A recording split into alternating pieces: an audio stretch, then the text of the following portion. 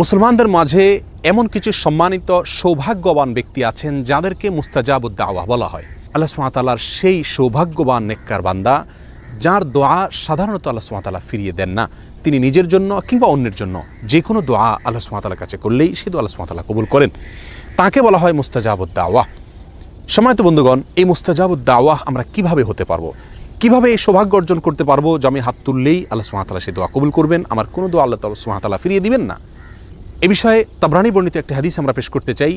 Senior সাহাবী সাদ ইবনে আবি ওয়াক্কাস রাদিয়াল্লাহু তাআলা আনহু তিনি একবার নবী সাল্লাল্লাহু আলাইহি ওয়াসাল্লামের কাছে আহ্বান করলেন, দরখাস্ত করলেন, ইয়া রাসূলুল্লাহ, আপনি আল্লাহর কাছে আমার জন্য দোয়া করুন, আমি যেন মুস্তাজাবুদ দাওয়া হতে পারি। নবী সাল্লাল্লাহু আলাইহি ওয়াসাল্লাম তাকে বললেন, আতিব মাতআমাক তাকুন মুস্তাজাবুদ দাওয়া। সাদ, তুমি তোমার খাদ্যকে হালাল রাখবে, পবিত্র রাখবে, পরিচ্ছন্ন রাখবে হারাম এবং হারামের লেশ থেকে, তাহলে তুমি মুস্তাজাবুদ দাওয়া হতে পারবে।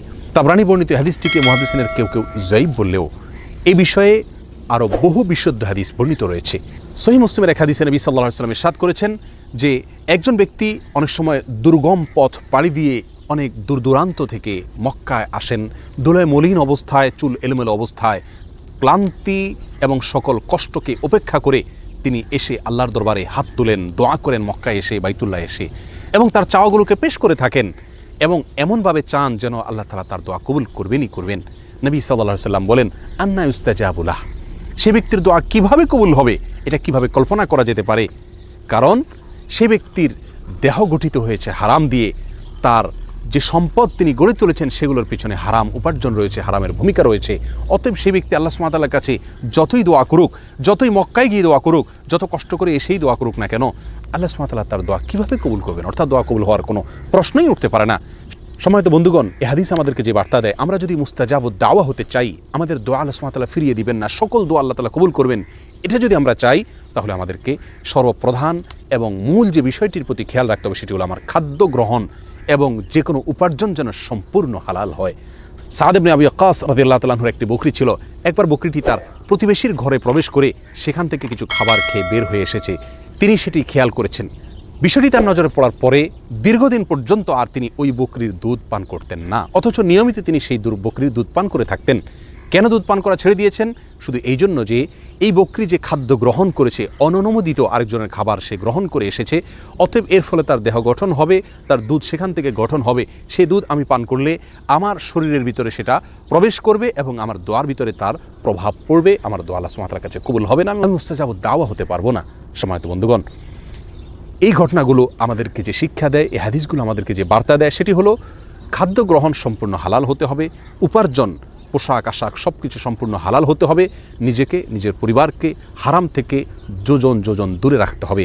আজকাল দিনের অনেক বিষয়কে আমরা প্র্যাকটিস করি, কিন্তু উপার্জনের হালাল হওয়ার বিষয়টিকে পরিপূর্ণভাবে পুঙ্খানুপুঙ্খভাবে সন্দেহ থেকেও দূরে থেকে পিওর হালাল ইনকাম, হালাল উপার্জন গ্রহণ করা, হারামকে বর্জন করার মানসিকতা আজ আমাদের মধ্যে অনেক কম।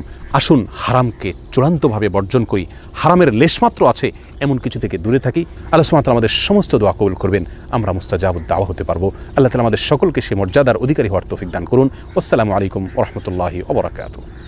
যদি কেউ দোয়ার হক আদায় করে দোয়া করতে পারে, দোয়া কবুলের জায়গাগুলোতে দোয়া করতে পারে, যথাযথভাবে দোয়া করতে পারে, দোয়ার শর্ত পূরণ করে দোয়া করতে পারে, কায়মন বাক্যে দোয়া করতে পারে, চোখের পানি ফেলে দোয়া করতে পারে, দোয়া এত বড় অস্ত্র, দোয়া এত বড় মাধ্যম, দোয়া এত বড় একটা উপায় যে এটা দিয়ে আল্লাহর লিখন, আল্লাহর তাকদীর, এটা আল্লাহর কাছ থেকে পরিবর্তন করিয়ে আনা যায় এই দোয়ার মাধ্যমে। অথচ এই দোয়াও আমরা বেশি মানুষ করতে পারি না। আমরা হুজুরদের দিকে চায় থাকি যে হুজুরদের সাথে আমরা শুধু আমিন আমিন বলবো, নিজেরা আল্লাহর কাছে দোয়া করবো এটা আমরা জানি না। অথচ আল্লাহ বলেছেন, উদউনি আস্তাজিব লাকুম, তোমরা আমার কাছে দোয়া করো, আমি তোমাদের দোয়া কবুল করব।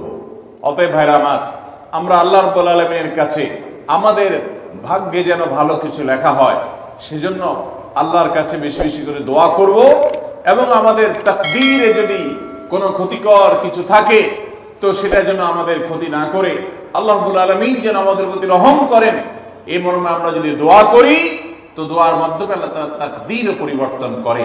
অবশ্য তাকদীরের মধ্যে দুইটা প্রকার আছে, একটা তাকদীরে মুবরাম আর একটা তাকদীরে গায়রে মুবরাম। তাকদীরে গায়রে মুবরাম যেটা, সেটা তাকদীর দোয়ার মাধ্যমে ফয়সালা আল্লাহ পরিবর্তন করেন।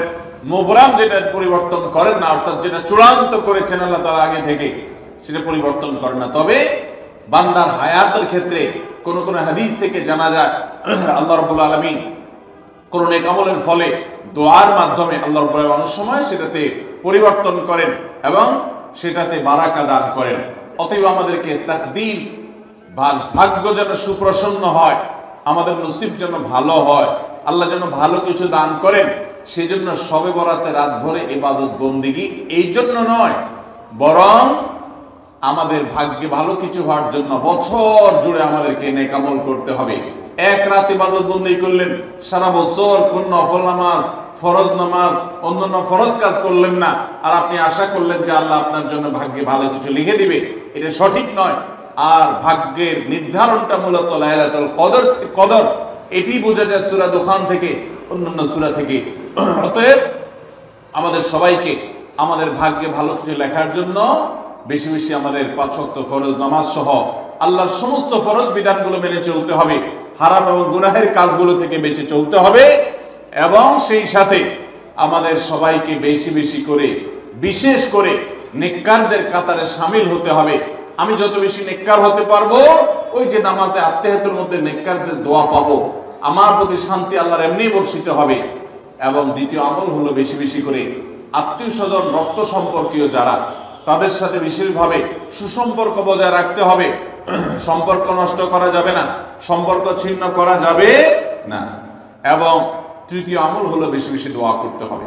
এই তিনও আমল যখন আমরা একযোগে চালাবো, একদিক থেকে সাধারণ সব নেক আমল করব, বিশেষভাবে আমি আত্মীয় স্বজনের সাথে সুসম্পর্ক বজায় রাখার চেষ্টা করব, এবং আল্লাহর কাছে দোয়ার আমলটা বেশি বেশি করব, বরকত নাজিল হওয়ার মতো কাজগুলো বেশি বেশি করব, ইনশাআল্লাহ আল্লাহ রাব্বুল আলামিন আমার নসিবে ভালো কিছু দিবেন এবং মন্দ কিছু থেকে আমাকে বাঁচাবেন। নবী করিম সাল্লাল্লাহু আলাইহি সাল্লাম আল্লাহর কাছে দোয়া শিক্ষা দিয়েছেন, আল্লাহুম্মা ইন্নী আউযু বিকা মিন দারকিল বালা, আল্লাহুম্মা ইন্নী আউযু বিকা মিন সুইল কাদা। আল্লাহ, আপনার কাছে আমার ভাগ্যের ক্ষতি থেকে আমি আপনার কাছে পানা চাই। অর্থাৎ আমার তাকদীরে, কাজার মধ্যে যদি কোনো ক্ষতিকর কিছু আপনি লিখে থাকেন, তাহলে সেই সুউল কাজা, এটা থেকে আমি আপনার কাছে পানা চাই। অতএব এই মর্মে আল্লাহর কাছে যত বেশি আমরা দোয়া করব, আল্লাহ রাব্বুল আলামিন আমাদেরকে তত বেশি হিফাজত করবেন। আল্লাহ তাআলা আমাদের নসিবে দুনিয়া এবং আখিরাতে, ইহকালে এবং পরকালে ভালো কিছু লেখেন, আমাদের নসিবে যেন ভালো কিছু হয়, সেই তৌফিক আল্লাহ তাআলা আমাদেরকে দান করেন। আমরা সবাই আমলগুলো করবো তো ইনশাআল্লাহ। আল্লাহ আমাকে আপনাকে আমাদের সবাইকে আমলের তৌফিক দান করুন। জাযাকুমুল্লাহু খায়রা ওয়া আখিরু দাওয়ানা আনিল